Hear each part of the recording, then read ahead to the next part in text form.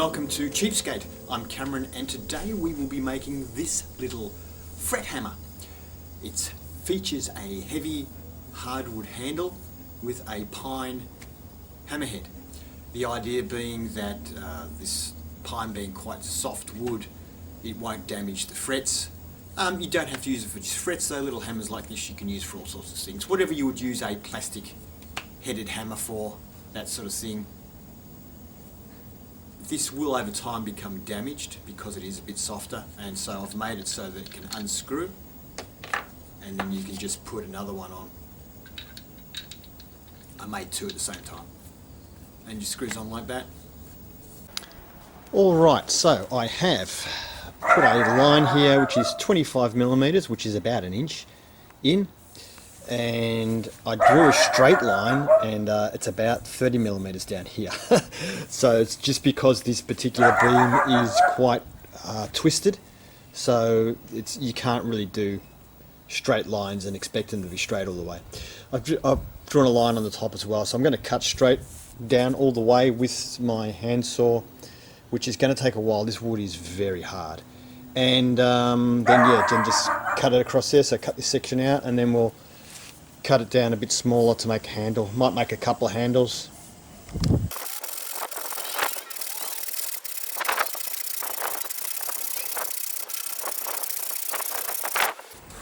That's hardwood.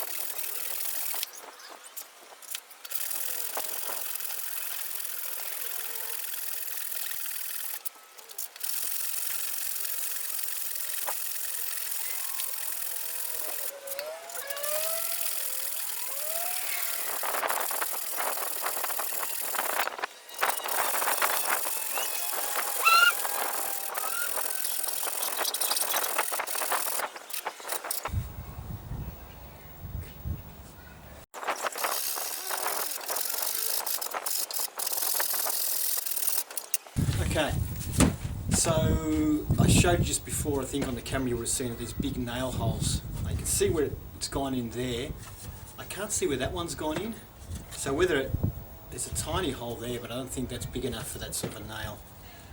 It's the only trouble with reclaimed timber. Yeah, nails.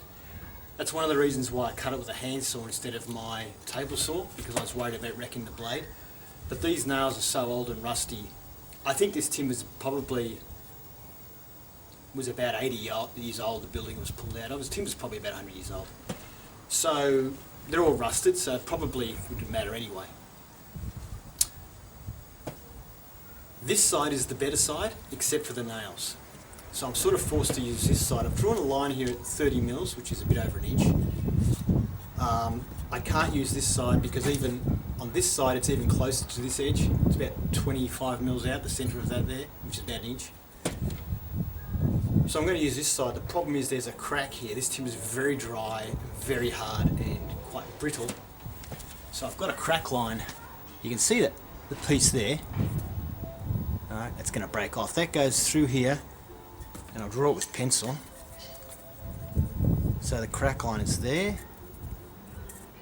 through there. It kind of disappears, but it reappears here,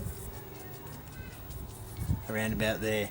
So it goes a fair way up. So I wanted to use that side, but I can't because the nail's in the way. So I'm going to cut through here on my bandsaw because I know this time there's no nails in this part.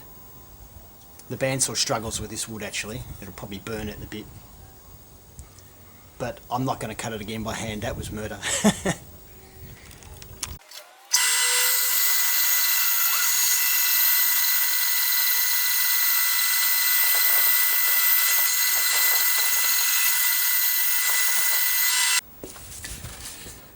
So I spent that time trying to avoid the nails and just cut right through one on the bandsaw. So you can see there. So that was the nail hole we had there, that was the nail hole on the other side, and somehow it goes through there as well. I mean, how do you win? It's, yeah, I really don't know if it's worth getting reclaimed timber. Just, not good.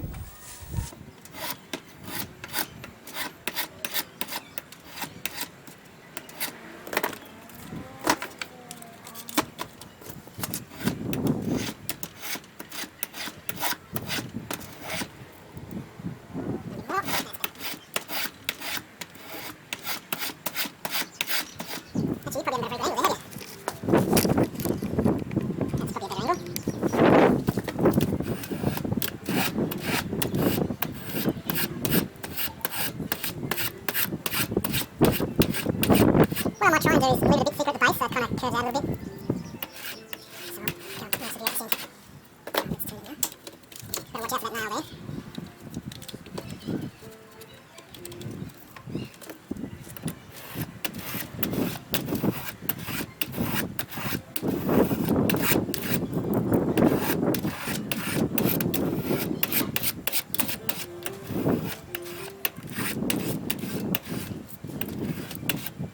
Thing just keeps, yeah, it's just moving by itself, it's not staying where I put it. No, that's too much now. No, that's too much.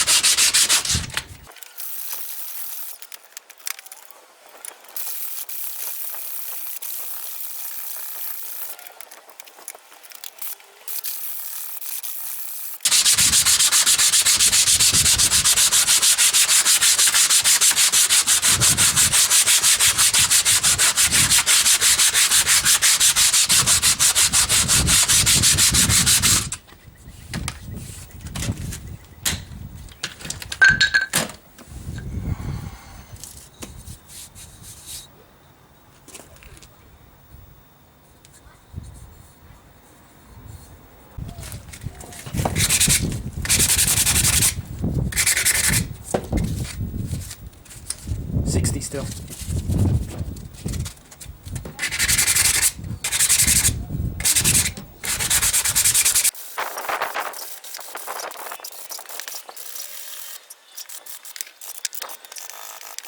.120 grit.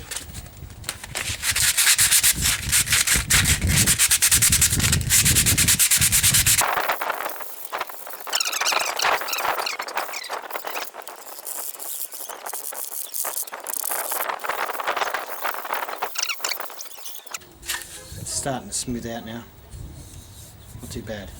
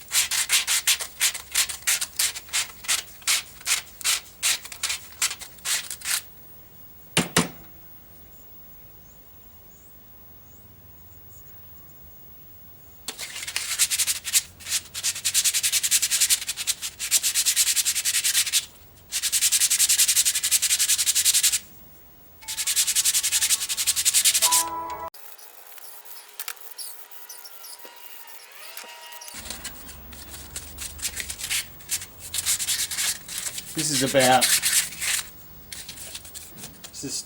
think this is 240 is discrete.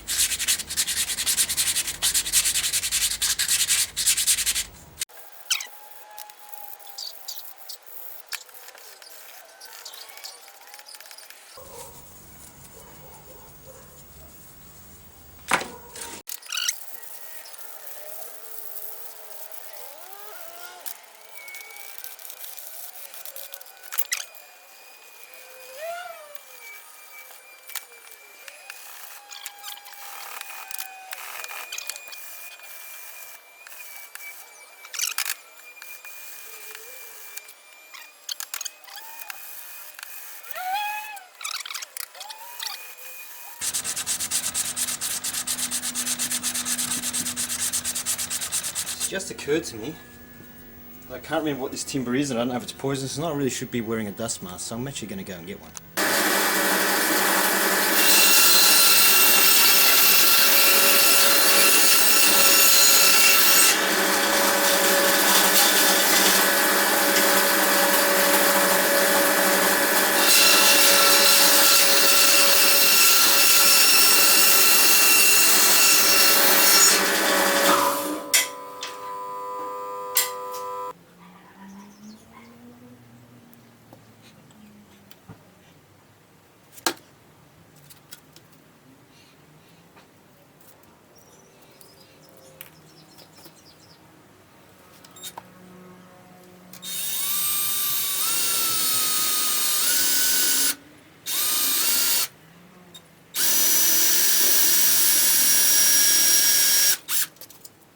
This is very hardwood.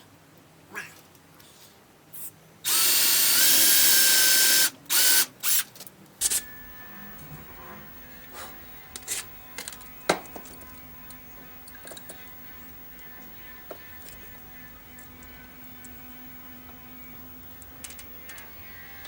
Oh, okay.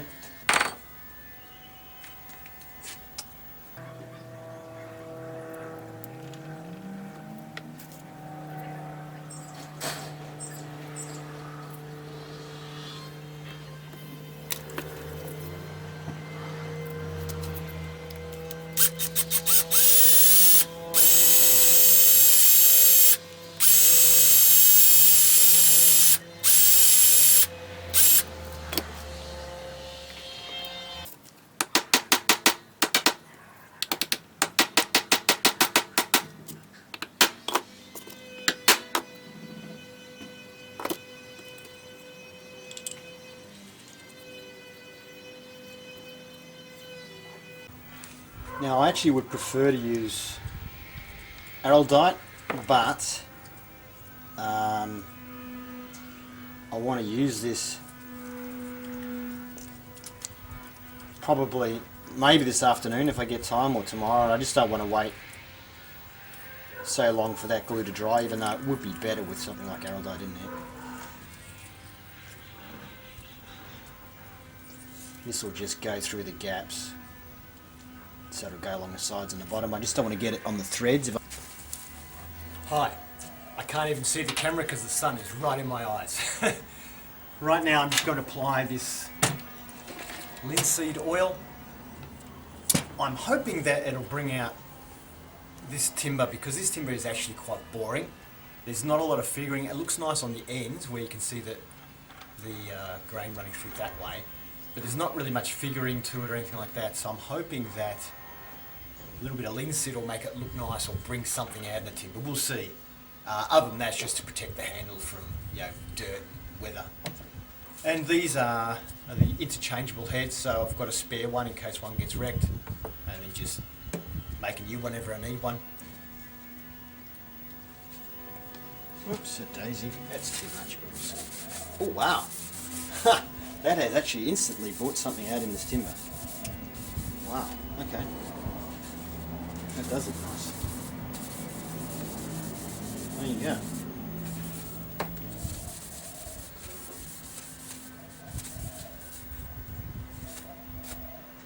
It's funny because the bit that looked the nicest before, which is the end, actually looks not that good now. But the other parts come up really nice.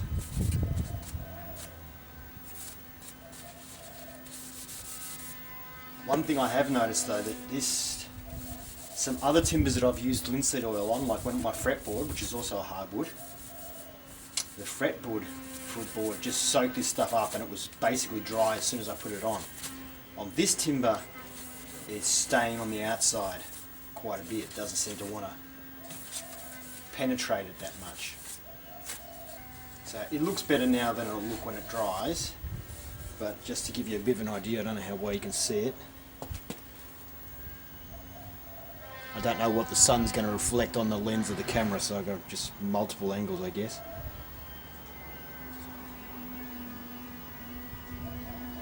Obviously there's bits like this that I cut too low and so I never really sanded properly, but other than that, I mean, it looks alright. Even the nail hole looks okay.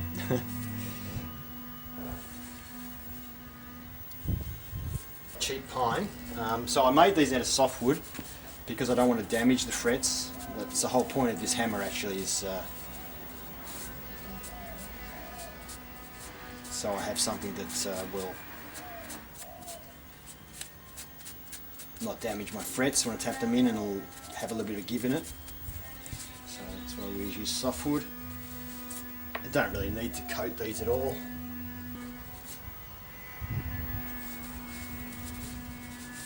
So in contrast, this timber has just soaked the linseed oil straight in. Like, it's not looking shiny already. It's just, it all just goes in.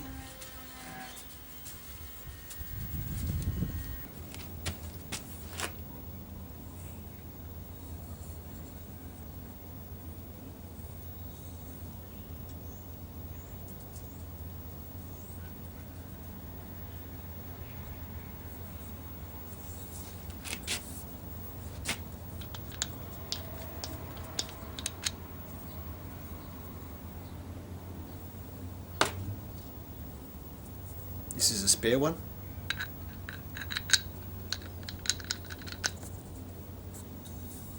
So the idea that the timber does actually touch this timber, so the force is hitting the timber. There you go. We'll try it out now on some frets.